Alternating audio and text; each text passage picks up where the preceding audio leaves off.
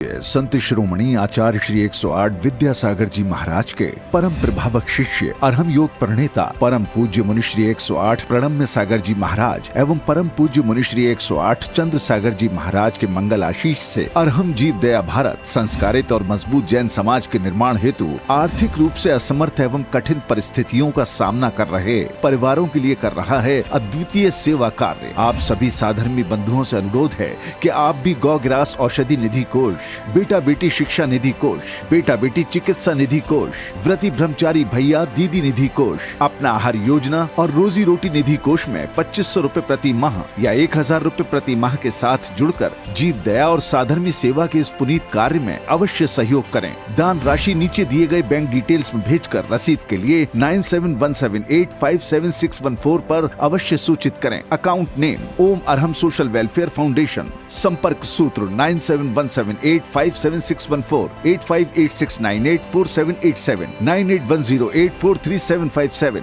9810436940।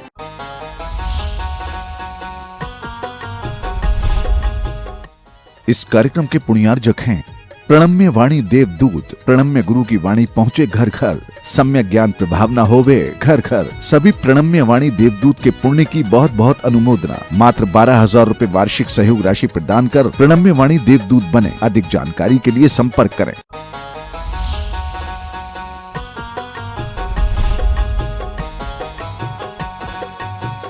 आचार्य सोमदेव सूरी विरचित नीति वाक्य अमृत ग्रंथराज के अंतर्गत आन्वीक्षिकी समुद्देश नाम का यह चैप्टर अध्यात्म विद्या को बताते हुए आगे बढ़ रहा है। पिछले दिनों में बहुत सी अध्यात्म की बातें हुई हैं। आस्तिक और नास्तिक दोनों तरीके के भेदभाव आपको बताए हैं और इन सब चीज़ों को जानने के बाद भी कुछ विशेष हिदायत अध्यात्म के लिए ज़रूरी होती है जो आगे के सूत्र में कही जा रही है। सूत्र नंबर 36। न खलु एकांततो यतीनामप्यनवद्यास्ति क्रिया।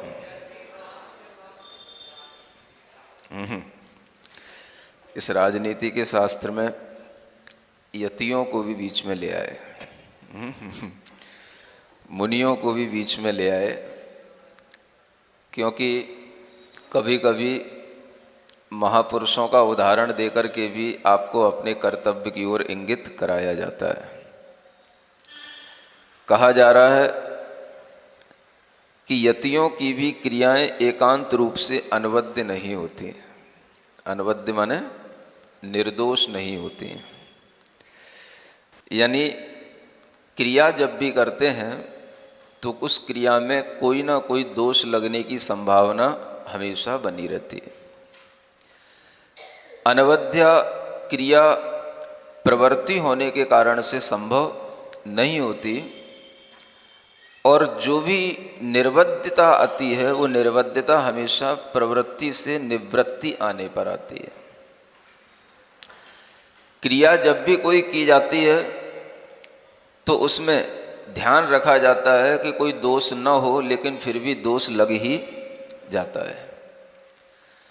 कोई सी भी क्रिया की जाए, चाहे वो भगवान की वंदना की क्रिया हो, चाहे वो प्रतिक्रमण की क्रिया हो, चाहे वो कायोत्सर्ग की क्रिया हो, यतियों की ये मुख्य क्रियाएं कही जाती हैं और इन क्रियाओं में भी दोष लग जाते हैं। इसलिए यहाँ पर कहा जा रहा है कि यतियों की क्रियाएं भी पूर्ण रूप से निर्दोष नहीं होती हैं। सुन रहे हो? आपको वैसे ही सुनाना नहीं चाहिए था, लेकिन अब बीच में आ ही गया है सूत्र तो अब उसको क्रॉस भी नहीं कर सकते। फिर भी जाना जा सकता है। हर चीज को जानने का अधिकार लोकतंत्र में सबको है और मुनियों की भी बातें जानने का अधिकार गुड़ियों को बना रहता है। किनको? गुड़ियों को। मुनियों की बातों को जानने का अधिकार किसको होता है? गुड़ियों को।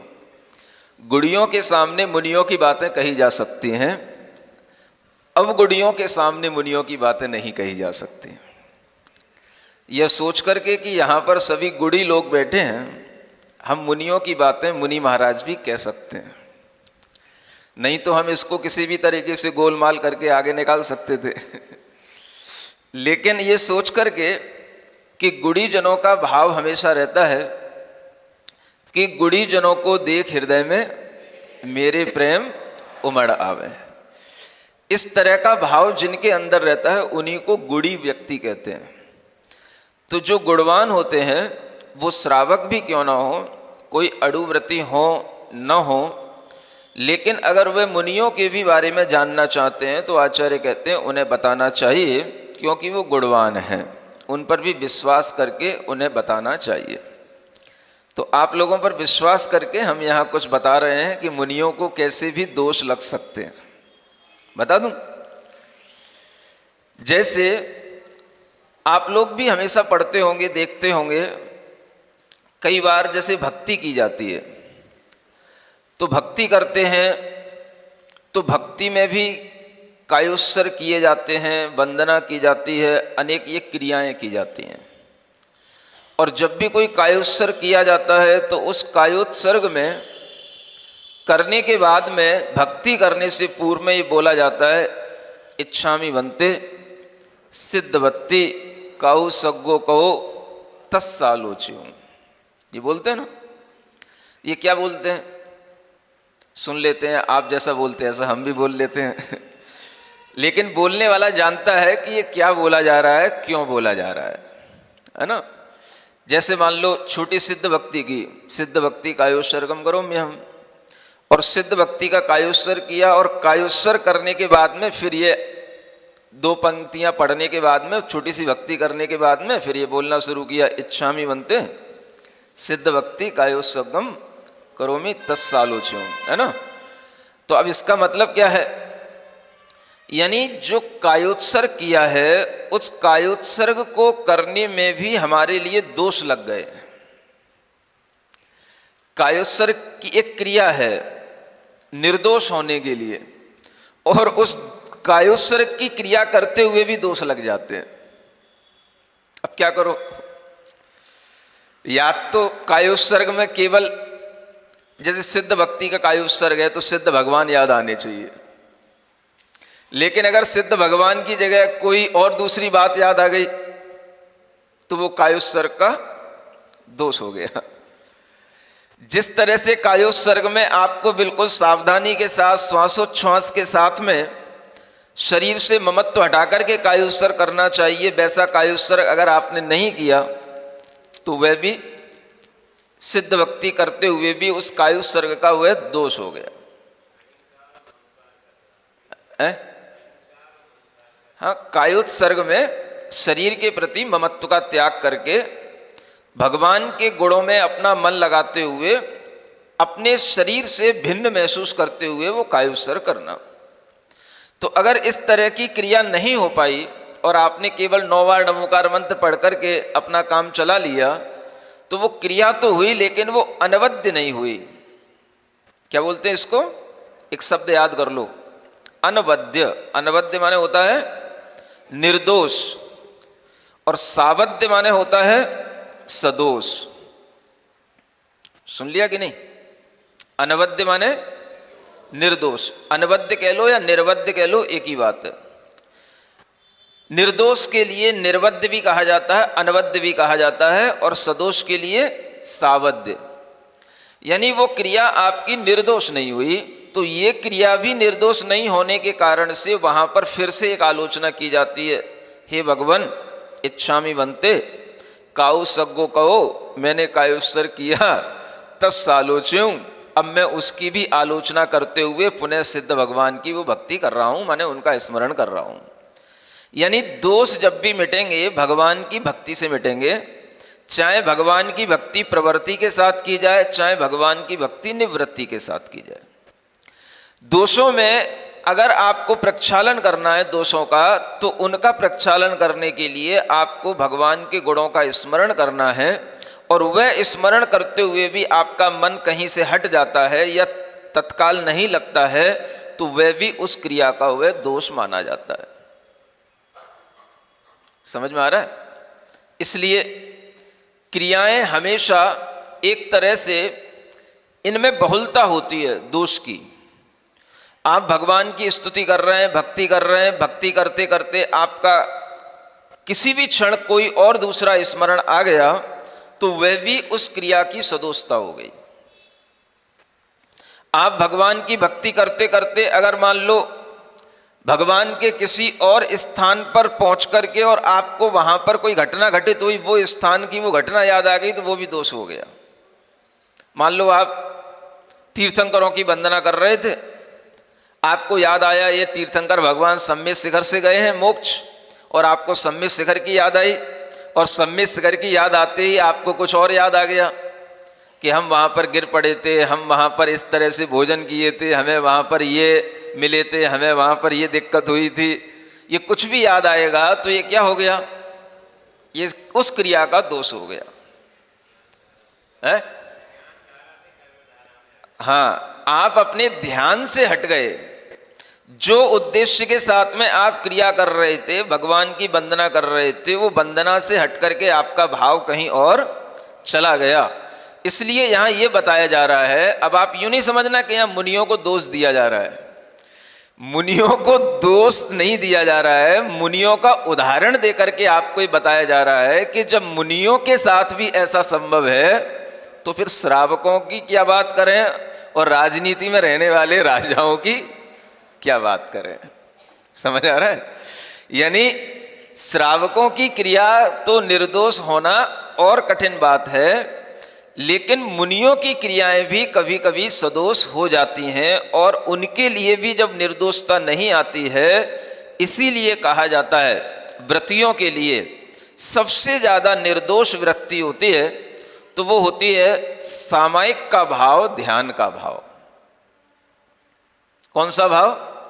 हाँ, जब तक आप सामायिक के भाव में बैठेंगे, निवृत्ति होकर के आप बिल्कुल अपने मन वचन काय को रोक करके बैठेंगे, तभी तक आपके लिए निर्दोषता है। और जैसे ही आपके मन वचन काय चलने लग गए तो चलेंगे तो सही प्रशस्त पथ पर, लेकिन उसमें निर्दोषता ही बनी रहे ये कोई जरूरी नहीं है। उसमें सदोषता आने का पूरा पूरा चांस बन जाता है। जैसे आप किसी रास्ते पर चलते हैं तो रास्ते पर चलते हुए आप चल रहे हैं, लेकिन चलते चलते भी आपका पैर कभी ना कभी लड़खड़ा जाता है। वाहन से चल रहे हैं तो वाहन भी कहीं ना कहीं ठुक जाता है, या कोई ठोक देता है, या कहीं वाहन से चलते हुए भी कोई ना कोई कहीं कोई बैरियर आ जाता है, कहीं आपके लिए कुछ ना कुछ उस वाहन से चलते हुए भी उसमें बिल्कुल एक जैसा गमन नहीं रहता है। ये जो सदोषता आती है ये आवश्यक होती है। रास्ते पर चलने वाले हर व्यक्ति के लिए इस तरह की सदोषता आ ही जाती है। आप चल रहे हो, देख करके चल रहे हो, लेकिन फिर भी देख करके चलते हुए भी पूरी संभावना रहती है आपके सामने से कोई जीववध हो जाएगा। सुन रहे हो? हाँ, वाहन पे चलने वालों के लिए तो कोई बात ही नहीं है, लेकिन जो 4 कदम देख करके चल रहे हैं, पैदल चल रहे हैं, उनके लिए भी संभावना रहती है कि वह कोई ना कोई जीववध हो जाता है। इसीलिए गमन करने के बाद, गमनागमन करने के बाद में जो व्रती लोग होते हैं उनके लिए प्रतिक्रमण करने का विधान है। अब हम ये प्रश्न कर लें कि भाई जब ईर्यापथ से गमन हो रहा है तो फिर अब प्रतिक्रमण की क्या जरूरत है? ईर्यापथ गमन का मतलब ही है 4 हाथ देख करके चलना, निर्दोषता के साथ में गमन करना। अब जब निर्दोष गमन किया ही है तो फिर अब प्रतिक्रमण उसका क्यों? तो वो प्रतिक्रमण इसीलिए कि क्रिया अगर आपने कोई की है तो उस क्रिया में सदोषता आ ही जाती है। आप कितना भी बचा करके चलेंगे, आपके वो ज्ञान में भी नहीं होगा कि हमने सदोषता आ गई, तो भी सदोषता आ जाती है। आपको पता ही नहीं पड़ा, आप देख करके चल रहे थे तब भी कहीं ना कहीं कोई चींटी इधर से आ गई, कोई कीड़ा इधर से आ गया, आपके पैर के नीचे आ गया, आपको पता ही नहीं पड़ा। नहीं जानते हुए भी वो आपके लिए सदोषता का कारण है। इसलिए क्रिया हमेशा सदोष कही जाती है। निवृत्ति में निर्दोषता आती है। जब आप बिल्कुल मन वचन काया को रोक कर बैठें, निर्दोष होकर के बैठें, सामायिक भाव में बैठें और उसमें भी आपके लिए निर्दोषता बनी रहे, वो भी एक बहुत बड़ी बात है। क्योंकि जिनके लिए ज्ञान नहीं है, वैराग्य नहीं है, जिन्हें सामायिक आदि का अभ्यास नहीं है, तो उनके लिए तो वो निर्दोषता उसमें भी नहीं आने की। कई गृहस्थ कहते हैं महाराज आंख बंद करके जब माला फेरने बैठते तो दुनिया बहुत ज्यादा दिखाई देती है, आंख खोल करके माला फेरे तो बस उतना ही दिखाई देता जितना कमरा है जितना सामान है, और जैसे ही आंख बंद कर लेते तो इतना दिखाई देता है जो हमारे सामने कभी था भी नहीं वो भी दिखाई देने लग जाता है। तो ये आपकी एक बहुत बड़ी प्रॉब्लम है और ये रहती है। आंख बंद करने के बाद में आपको वो भी दिखाई देता है जो आपने कभी देखा नहीं हो, वो भी सोचने में आ जाता है जो आपने कभी सोचा नहीं हो, और आप सोचते सोचते पूरी नमोकार मंत्र की माला भी पढ़ते जाएंगे और वो चीज सोचते भी जाएंगे, आपकी पूरी क्रिया निवृत्ति की भी सदोष हो जाएगी। इसीलिए आचार्य कहते हैं व्रत पंचक परिपूर्ण सामायिक, व्रत पंचक परिपूर्ण कारण अवधान युक्त न, माने जो सामायिक होती है उसी में व्रतों की परिपूर्णता होती है। जब आप सामायिक करोगे तभी आप अपने व्रतों को निर्दोष बनाओगे, और वो व्रतों की निर्दोषता से होने वाली सामायिक अगर होगी तो वो सामायिक भी निर्दोष कहलाएगी, नहीं तो सामायिक भी सदोष हो जाती है। अब क्या करोगे, ध्यान करने बैठे थे धर्म ध्यान और याद आ रही है उसने मुझसे ऐसा बोल दिया, अब देखूंगा उसको, कभी तो मौका मिलेगा मेरे को भी उसको उत्तर देने का, जवाब देने का। सोचता हूं कब मौका मिलेगा, कब बात आएगी सामने। क्या याद आ गया, ये क्या हो गया, करने बैठे थे धर्म ध्यान, हो क्या गया ये आर्त ध्यान। समझ आ रहा है? जिन लोगों के बीच में बैठे थे वो लोग आपके साथ में उठ करके चले गए। लोग आए थे दूर दूर से और वो दूर दूर से आए हुए लोग चले गए, और चले जाने के बाद में अब आपको याद आ रही है सामायिक में वो हमारे कितने निकट के लोग थे, वो कितने हितैषी लोग थे, वो कितने अच्छे लोग थे। अब उनके चले जाने के बाद ऐसा लग रहा है जैसे मैं बिल्कुल हूं ही नहीं, मैं अकेला रह गया। अब किससे बात करूंगा, अब कौन मुझे साथी मिलेगा, अब क्या करूंगा। ये कब याद आ रहा है? नमोकार मंत्र की माला में याद आ रहा है, सामायिक में बैठे याद आ रहा है। ये क्या हो गया? इष्ट के वियोग से होने वाला विकल्प दुख, ये आर्त ध्यान हो गया। आ रहा समझ में? ये जो ध्यान होगा तो ये क्या हो गया, धर्म ध्यान करते हुए भी आर्त ध्यान हो गया। समझ आ रहा है? सामायिक में भी ध्यान में भी निर्दोषता आना, यही एक साधना करना, ये साधक की बहुत बड़ी साधना होती है। बाहर के विकल्प बाहर, भीतर जैसे ही आंख बंद हो तो निर्विकल्प, किसी का कोई लेना देना नहीं, कोई व्यापार जो बाहर किया था उस व्यापार की कोई याददाश्त नहीं और उसके बारे में कोई सोच विचार नहीं। बस आंख बंद करते ही या तो अप्पा या परमप्पा। समझ आ रहा है? अगर ये दोनों हो गए तो वो अंतरप्पा बना रहेगा। आंख बंद करते ही अगर अप्पा और परमप्पा की याद रहेगी तो अंतरप्पा है, और इसके अलावा किसी तीसरे की याद आई तो बहिरप्पा हो जाता है। समझ रहे हो? हाँ, अभी अप्पा अप्पा करते हुए भी कहीं आपको अप्पे याद ना आने लग जाए। कोई भी चीज अगर आपको सामायिक के समय पर, ध्यान के समय पर, निवृत्ति के समय पर याद आ गई और उसमें आपका मन लग गया तो वह ध्यान की क्रिया भी निर्दोष नहीं हो पाती। अब सोचो, साबुन लगाया था कपड़े को साफ करने के लिए, साबुन दिया किसके लिए था? ये कपड़े को साफ करने के लिए। अब वो साबुन ही मान लो गंदा है, उसको लगाते जा रहे हैं, उसी में से गंदगी निकल रही, तो अब किससे साफ करोगे बताओ? समझ आ रहा है? कपड़ा फाड़ देना अलग बात है, लेकिन साबुन में से ही गंदगी निकलने लग जाए, मान लो उसी में से मट्टी निकलने लग जाए, तो अब क्या करोगे? तो वही चीज है, प्रवृत्तियां होती हैं सदोष, उन दोष को दूर करने के लिए निवृत्तियां का सहारा लिया जाता है। सामायिक करो, ध्यान करो, जाप करो, मौन रहो, और उसमें भी फिर दोष लग जाए तो अब क्या करो? तो फिर उस दोष का भी प्रक्षालन करने के लिए फिर प्रवृत्ति करो, फिर भक्ति करो। यही करते रहने का नाम होता है प्रवृत्ति और निवृत्ति में लगे रहना। इस तरह की जो साधना को जानता है वो धीरे धीरे अपने दोषों से मुक्त होता जाता है, और उसी की यह दोष मुक्ति होने पर उसकी वह क्रिया निर्वध्य क्रिया कहलाती है। इसीलिए आचार्य जोर देते हैं इस बात पर कि हमेशा सामायिक को निर्दोष बनाना चाहिए। गुरु महाराज हमेशा ये बात कहते हैं, सामायिक निर्दोष करो। सामायिक अगर आपकी निर्दोष होगी तो व्रत आपके अपने आप निर्दोष हो जाएंगे। उतने समय तक आपके वह व्रत पंचक परिपूर्ण पूर्ण व्रत कहलाएंगे। अन्यथा किसी से भी बात करने में अभिप्राय कुछ हो सकता है, बात कुछ हो सकती है, हाँ की जगह ना, ना की जगह हाँ, कुछ भी हो सकता है। भीतर के अभिप्राय कुछ हो सकते हैं और बात करने का तरीका कुछ और हो सकता है। ये भी सब हिंसा में जाएगा, असत्य में जाएगा। और भले ही जो है ऊपर से आपके लिए लगेगा मैंने कोई असत्य नहीं बोला, लेकिन असत्य आपके अभिप्राय में पड़ा रहेगा।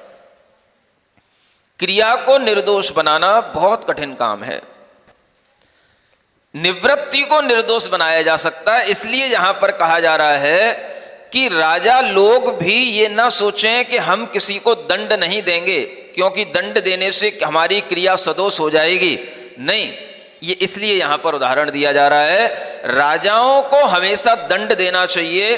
राजाओं को हमेशा एकांत रूप से शांत नहीं रहना चाहिए, क्योंकि वो अगर शांत रहेंगे, वो क्रोध नहीं करेंगे और वो ये सोचें कि क्रोध करने से दोष लगता है, तो तुम राजा नहीं बन सकते हो। सुन रहे हो? अब दृष्टांत बहुत सुन लिया, अब दाष्टांत की बात कर रहा हूं। उदाहरण किसके लिए दिया जा रहा है? राजा के लिए दिया जा रहा है। अगर राजा ये सोचे मैं बाण चलाऊंगा वो मर जाएगा, तो भाई युद्ध करने के लिए क्यों आया था? अब यहां आकर के सोचने की क्या जरूरत है? बाण चलाऊंगा मर जाऊंगा। राजा किस लिए बना था? ये राजाओं के लिए सोचने की चीजें नहीं है। राजाओं की क्रियाएं निर्दोष कभी हो ही नहीं सकती हैं। इसलिए यहां पर ये उदाहरण दिया जा रहा है, भाई कभी यतियों की क्रियाएं भी निर्दोष नहीं होती हैं, तो तुम्हारी क्रियाएं निर्दोष कैसे हो जाएंगी? तो दोष लगते हैं। जैसे आप लोग हो ना, थोड़ी थोड़ी सी बातों पे कुछ भी पूछने लग जाते हो, महाराज हमने अपने बेटे को चांटा मार दिया तो दोष लगा होगा। तो ऐसा लगता है जैसे आप बिल्कुल निर्दोष थे जिंदगी भर से, है ना, बस चांटा मारने पर ही आपको दोष लगा, बाकी उससे पहले आप बिल्कुल निर्दोष जीवन जी रहे थे।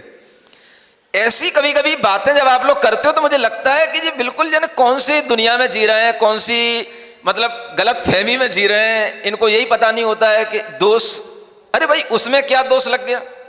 दोषों के तो अंबार में बैठे हो, दोषों के तो कुएं में बैठे हो, अब छोटी छोटी बातों पे क्या दोष लग गया? किसी भी ग्राहक से हमने अगर थोड़ा सा 4 रुपए का 10 रुपए बता दिया तो भाई दोष लग गया। अब ग्राहक की करने बैठे हो तो ये तो होगा ही, अब उसमें क्या दोष लग गया? ये तो जहां पर आप बैठे हो उस कुएं में ये भांग पड़ी हुई है, तो भांग की खुशबू भी आएगी, भांग का पानी आपको पीना ही पड़ेगा। दोषों के बीच में बैठे हो तो निर्दोष कहां से हो जाओ? अति ना हो, अति तो बहुत होती है, उसकी तो चर्चा नहीं करते, और जो छोटी छोटी बातें होती हैं उसकी चर्चा करने बैठ जाते हैं। कुछ ऐसे भी लोग होते हैं, उन्हें देख करके भी कभी घूमता दिमाग कि ऐसे भोले बन के बातें कर रहे हैं जैसे इनके लिए कोई दोष लगता ही नहीं, जैसे कुछ बिल्कुल शुद्ध है, बिल्कुल सीधे हैं, जैसे इनके लिए कभी कोई पाप होता ही नहीं है, छोटी छोटी बातों को लेकर के। अरे भाई बड़े बड़े पाप तो देखो कि तुम कितने बड़े बड़े पापों में इंडल्ज हो और उसकी चर्चा नहीं है और छोटी छोटी बातों की बातें कर रहे हो। हमारा ये व्रत था और उस व्रत में हमें ये नहीं खाना था, अब उस व्रत में हमने खा लिया, अब हम क्या करें? कितना दोष लगेगा? अब जो लगेगा लगेगा, लग गया लग गया। अब तुम्हें ध्यान ही नहीं था कि तुमने क्या खा लिया, क्या नहीं खाना था। अब तुम्हारा व्रत इतना ही था कि भाई ठीक है नहीं खाएंगे, खाने में आ गया, तुमने खा भी लिया, खाते गए, तब तक तुम्हें पता नहीं पड़ा, जब खा लिया तब तुम्हें पता पड़ा। कैसा व्रत तुम्हारा? तुम्हारा दिमाग है कहां? तो दोष किसको कब? जब खाते गए तब तक तुम्हें याद नहीं आया और खाने के बाद याद आया तुम्हें।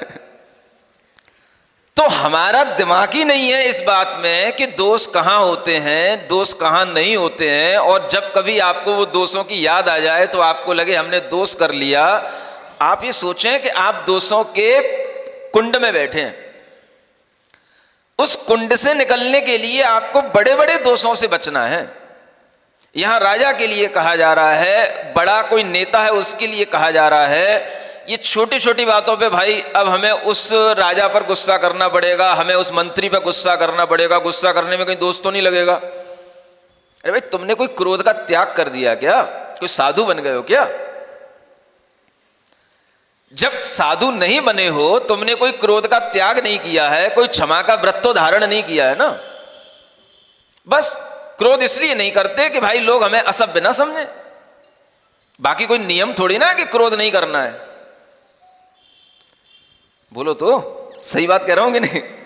क्रोध इसलिए नहीं करते कि लोग हमें यूं ना समझे कि देखो अरे ये भी गुस्सा करते हैं, इनके घर में कैसे लोग होंगे, ये कैसे वातावरण में पले पुसे हैं, इसलिए गुस्सा नहीं करते, बाकी गुस्सा तो आता ही है। तो गुस्सा करना अगर आपको दोष लग रहा है तो आप कभी किसी पर अनुशासन नहीं कर सकते हैं, आप नियंत्रण नहीं रख सकते हैं, आप इतने बड़े राज्य पद पर प्रतिष्ठित नहीं हो सकते हैं। आप सोचें कि हम राजा बनकर के बिल्कुल निश्चिंतता का, निर्दोषता का जीवन जी लेंगे, ये संभव नहीं है। राजा बनने के बाद तो आपको सब करना पड़ेगा, झूठ भी बोलना पड़ेगा, 3 की 5, 5 की 3 सब करना पड़ेगा, इधर का उधर, उधर का इधर, दिमाग लगाना, छल कपट करना, इसका उसमें बिड़ाना, उसको उसको मिलाना। ये जब तक आपको ये सब नहीं आएगा तक राजा कैसे बनोगे? राजा बन के करोगे क्या? कौन राजा हमारे फेवर में आएगा, वो कब आएगा, किसकी किससे हम लड़ाई करवाएं, किसकी किससे संधि करवाएं, जब तक ये गणित नहीं करना आपको आएगा तब तक आप राजा बन के क्या करोगे? तो राजा बनने के बाद में फिर ये नहीं सोचना पड़ता है कि हमारी ये क्रियाएं अब हमारे लिए दोष का कारण है। नहीं, आपकी क्रियाएं अब आपके लिए करना आवश्यक है, आपको राजत्व देखना है। हाँ, और राजा होने के बाद में इस तरीके से अगर कोई, यहां देखो बहुत बड़ी बातें कही जा रही हैं। गृहस्थों, आप लोग गृहस्थों के लिए ये बातें बताना अपने आप में एक अलग भाव है कि राजाओं के लिए या बड़े लोगों के लिए क्या क्या यहां पर एक तरीके से नियम बताए गए हैं। माने अधर्म करना या सदोषता को लाना भी उनका धर्म है। समझ आ रहा है? देखो आगे एक सूत्र आ रहा है, एकांतेन कारुण्यपरः करतलगतमप्यर्थम रक्षितुम न क्षमः। क्या कहते हैं? अगर कोई राजा एकांत रूप से कारुण्य पर हो, माने करुणा करने वाला हो, दयावान हो, एकांत रूप से दयावान हो, अपने हाथ में आई हुई वस्तु की भी वो रक्षा नहीं कर पाएगा। क्योंकि दयावान है राजा, किसी को मारेगा नहीं। और एकांत रूप से जो दयावान बन गया, वो उसके हाथ में अगर मान लो कोई चीज आ गई और किसी ने आकर के उसके हाथ की चीज को झपट लिया या किसी तरीके से उससे अपने हाथ में से युद्ध करके ले लिया, तो वह उससे मारने के लिए ही नहीं तत्पर होगा, क्योंकि वो दयावान है, वो किसको मारेगा कैसे? तो अपने हाथ में आई हुई चीज की भी वो रक्षा नहीं कर पाएगा। इसलिए कहा जाता है राजाओं के लिए एकांत रूप से करुणा करना युक्त नहीं होता है। करुणा करना किस पर करना? उसमें अनेकांत लगाना। सज्जनों पर करुणा करना, शिष्टों पर करुणा करना, दुर्जनों का निग्रह करना। दुर्जनों पर करुणा नहीं करना। जो आपके सामने बंदूक ताने खड़ा है उस पर करुणा नहीं करना। जो आपको कहीं किसी तरह से हानि पहुंचा रहा है उस पर करुणा नहीं करना। करुणा किस पे करना? जो अपने सामने नम्र बने बैठे हैं उन पे करुणा करो, और जो अपने सामने सीना तान के आ जाए तो उन पे अपनी बंदूक तानो, उन पे बाण चलाओ। ये राजा के कर्तव्य हैं। इसलिए राजा अगर एकांत रूप से करुणावान हो जाएगा तो अपने हाथ की आई हुई चीज, माने अपने हाथ में अगर साम्राज्य भी आ गया, मान लो अपनी स्त्री भी है, पुत्र भी है, तो उसकी भी रक्षा नहीं कर पाएगा। आप कहते हो राम बड़े करुणावान राजा थे। एकांत रूप से राम भी करुणावान नहीं थे। अगर एकांत रूप से राम करुणावान होते तो सीता को ला ही नहीं सकते थे। अगर एकांत रूप से राम के अंदर कभी क्रोध नहीं आता तो रावण को लिए कभी इतना बड़ा सेना इकट्ठी कर ही नहीं सकते थे। एकांत रूप से अगर कोई भी व्यक्ति राजा होकर के इस तरह के सदा सद्भावों में जीने की इच्छा करेगा तो वह अपनी चीजों को खोता रहेगा, उसकी चीजें नष्ट होती जाएंगी, वो अपनी रक्षा भी नहीं कर पाएगा। इसलिए राम के लिए भी सीता को लाने के लिए उन्हें क्रोध करना पड़ा, रावण से युद्ध करना पड़ा, रावण से लड़ाई लड़नी पड़ी और अनेक लोगों का उसमें मरण भी हुआ। रावण तो बाद में मारा गया, लेकिन उससे पहले सेना में अनेक सैनिकों का, दूसरे पक्ष के सैनिकों का मरण होता है और वो सब देखना पड़ता है कि ये तो मर रहा है दूसरे कारण से, हमें जिसको मारना है वो तो पकड़ में आ नहीं रहा है, ये बीच में और आ जाती है फौज, और इसको ना कंट्रोल करो तो वो भी कंट्रोल नहीं होगा, तो वो बेवजह मरती है फौज। समझ आ रहा है? अब राजा के पास में इतनी वो होनी चाहिए भीतर से क्षमता कि उस फौज को मरता हुआ देख करके भी उसके अंदर दया ना आए कि नहीं ये तो करना ही है। अब वो कहे कि नहीं ये बिना वजह की फौज क्यों मर रही है, बिना वजह क्यों हम अपने ऊपर पाप डाल रहे हैं, तो वहीं पकड़ लिया जाएगा। जैसे ही उसने अपने हाथ ढीले किए तो दूसरा उसके ऊपर वार करेगा, वो वहीं पर उसको बांध लेगा, वहीं पकड़ लेगा। अपनी रक्षा राजा तभी कर सकता है जब वह एकांत रूप से करुणा दया का भाव भी हमेशा नहीं रखता हो। आ रहा समझ में? बोलो तो। अब आप कहते हो हमें अपने घर के बच्चों का लालन पोषण करना है, पालन करना है, उन्हें महाराज डांट लगाया करें कि नहीं, डांटें कि नहीं? डांट लगाना दोष है कि निर्दोष है? अगर आपको अनुशासन रखना है, आपको अगर अपने बच्चों पर लालन पालन करते हुए भी उन्हें सही रास्ते पर लगाए रखना है, तो कभी ना कभी डांट की अगर आवश्यकता पड़ती है तो डांटना भी पड़ेगा ही। आप बिल्कुल सॉफ्ट होकर के हमेशा काम करोगे तो वो बच्चे आपके लिए कभी भी आपसे डरेंगे नहीं या आपकी कभी भी रेस्पेक्ट करेंगे नहीं, और वो मनचाहा करेंगे। और गलत करने के बावजूद भी आप अगर उन्हें नहीं डांटोगे तो फिर उन्हें गलती करने का भाव उनके अंदर बढ़ता जाएगा। तो हर किसी के लिए अपने अपने लेवल पर अनुशासन बनाए रखने के लिए यह कार्य करना जरूरी हो जाता है। धर्मात्माओं के लिए भी, गृहस्थों के लिए भी, राजाओं के लिए भी अपने अपने स्तर पर इस तरह से उनकी क्रियाओं में क्रोध आना, उनकी क्रियाओं में किसी भी तरह की यह तिकड़म इधर उधर की लगाना, ये सब उन्हें जो करना पड़ता है, ये सब उनकी प्रवृत्तियों के कारण से उन्हें करना पड़ता है। और राजाओं के लिए अगर इस तरह से न किया जाए तो कभी भी वो राजा अपने राज्य का अच्छे ढंग से पालन नहीं कर सकता। दुष्टों का निग्रह करने के लिए उसे करुणावान नहीं होना पड़ेगा, उसे निष्करुण होना पड़ेगा, निर्दय बनना पड़ेगा। सबके लिए निर्दय नहीं है, लेकिन किसी के लिए निर्दय है तो किसी के लिए सदय है। ये अनेकांत के साथ में उसको चलना पड़ेगा। एकांत रूप से दयावान हो जाएगा तो काम गड़बड़ हो जाएगा। ये राजाओं के लिए बताया जा रहा है। इसलिए यहां कह रहे हैं प्रस्मैक चित्तम को नाम न परिभवती। एक और सूत्र कह रहे हैं जिसके चित्त में हमेशा शांत भाव रहता है, जो प्रसन्न भाव के साथ में रह रहा है, उसे कौन पराभव नहीं करा देगा, उसे कौन नहीं जीत लेगा, उसे कौन नहीं अपने बस में कर लेगा। शांत बैठा है, कुछ करना ही नहीं, उसको प्रतिकार करना ही नहीं है। तो जब प्रतिकार नहीं करोगे, तो बिल्कुल शांत चित्त वाले हो जाओगे, तो आपको कोई भी आपको अपने बस में कर लेगा या आपकी कहना चाहिए स्वतंत्रता को बाधित कर देना है। बोलिए महावीर भगवान की।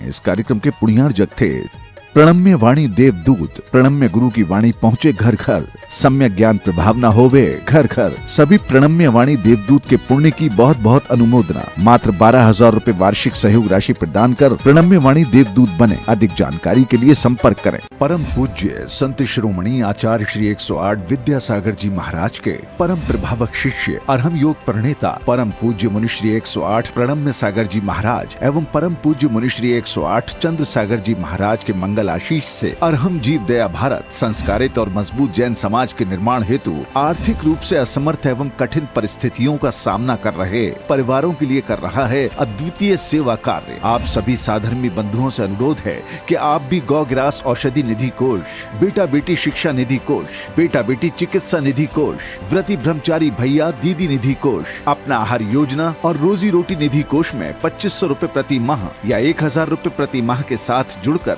जीव दया और साधर्मी सेवा के इस पुनीत कार्य में अवश्य सहयोग करें। दान राशि नीचे दिए गए बैंक डिटेल्स में भेजकर रसीद के लिए 9717857614 पर अवश्य सूचित करें। अकाउंट नेम ओम अरहम सोशल वेलफेयर फाउंडेशन। संपर्क सूत्र 9717857614, 8586984787, 9810843757, 9810436940।